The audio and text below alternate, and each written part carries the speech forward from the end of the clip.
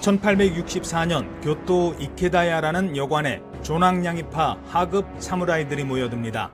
당시 일왕인 고메이를 자신들의 편에 넣기 위해 왕궁에 불을 지르고 왕을 탈취하려는 계획을 세우고 있었습니다. 이때 갑자기 교토의 치안 경비를 담당하는 낭인 사무라이 조직 신센구미가 들이닥쳐 무차별적인 습격을 가합니다. 검객 곤도 이사미가 지휘하는 신센구미의 기습적이고 맹렬한 공격에 조시와 토사본 출신 사무라이들이 순식간에 목숨을 잃게 되는 사건이었습니다. 막부의 조사 결과 이케다야 사건에 연루된 하급 사무라이 가운데 고베 해군 훈련소 출신들이 많은 것으로 밝혀지면서 해군 훈련소도 폐쇄하라는 명령이 내려집니다. 결국 카츠카이시와 사카모토 료마의 꿈이었던 고베 해군 조련소는 문을 닫게 됐고, 카츠카이슈는 해군 훈련소장의 자리를 잃게 됩니다. 사카모토 료마는 고베 훈련소에서 동고동락하던 동료들을 모아 나중에 나가사키에서 해운 무역회사인 카메야마 해운사를 설립하는데요. 이 카메야마 사중은 그 뒤 메이주 유신 과정에서 사초동맹, 그러니까 사스마와 조슈를 연결해주는 결정적 역할을 합니다. 자, 그렇다면 바다를 통해 서양을 따라잡고 부국의 영광을 이루려 했던 이 작은 항구마을 고베의 운명은 그 뒤에 어떻게 됐을까요? 1868년 메이지 유신이 성공한 뒤 고베에는 본격적인 개항장이 들어서면서 발전을 거듭해 나갑니다. 이러면서 전 세계에서 수많은 기술자와 무역상들이 자신들만의 꿈을 안고 고베로 들어오는데요. 영국 아일랜드 출신의 에드워드 헌터라는 20살의 청년도 1863년 런던항을 떠나 범선을 타고 아시아로 옵니다.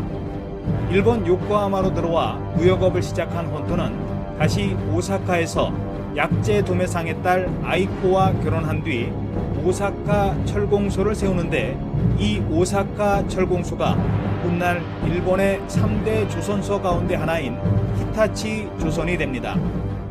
말년에는 고베 북부의 기타노마치 언덕에 저택을 짓고 살았는데요. 지금도 이곳엔 많은 관광객들의 발길이 끊이질 않고 있습니다. 바로 이곳이 일본의 1867년 요코하마를 통해 일본에 왔던 에드워드 헌터를 기념하기 위한 기념관입니다. 옆에 보시면 일반에는 공개를 안 하고 있고요. 현재 영빈관으로 쓰고 있는데 헌터의 업적을 이렇게 설명하고 있습니다.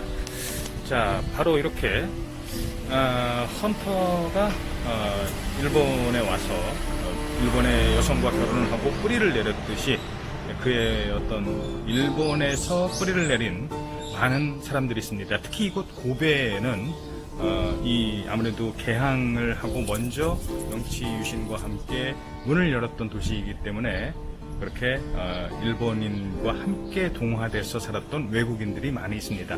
그곳이 바로 일본 기타노초입니다. 고베를 여행하시는 분들이 많이들 가시는 이 기타노마치에는 이처럼 19세기 말 서양인들이 거주하던 고풍스러운 건물이 남아 있습니다. 이곳은 풍향계의 집으로 불리는 곳인데요. 1909년 독일인 무역상 토마스가 살던 집이라고 합니다. 유명한 기타노마치 스타벅스도 관람객들이 자주 찾는 곳 가운데 하나입니다.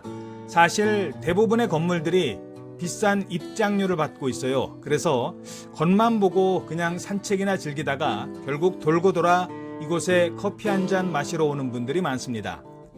중간에 저도 잠시 수제버거 집에 들렀는데요. 유명한 고베 귤로 만들었는지 참 맛있게 먹은 기억이 납니다.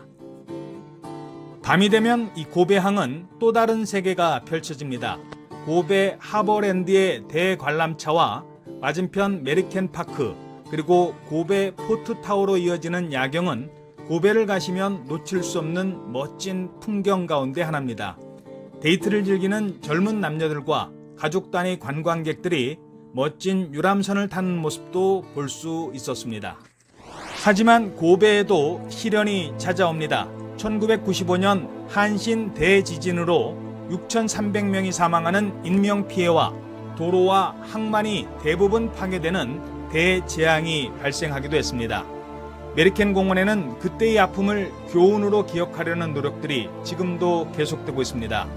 고베 지진 추모관을 건립하고 지진 당시 상황을 지금도 그대로 남겨놓은 뒤 그때의 아픈 기억을 잊지 말자며 희생자들을 위로하고 있습니다. 세계로 향하려는 꿈을 키우던 작은 항구 도시 고베. 일본이라는 미지의 개척지를 찾아와 이국 땅에서 꿈을 이루려던 서양인들의 프론티어 정신도 눈여겨볼 만합니다. 바다를 향해 도전하고 온갖 재난에도 굴하지 않은 꿋꿋하게 그리고 묵묵히 노력하는 사람들의 꿈은 일본 고베뿐 아니라 세계 어디에서든 지금도 진행형이라는 생각이 듭니다.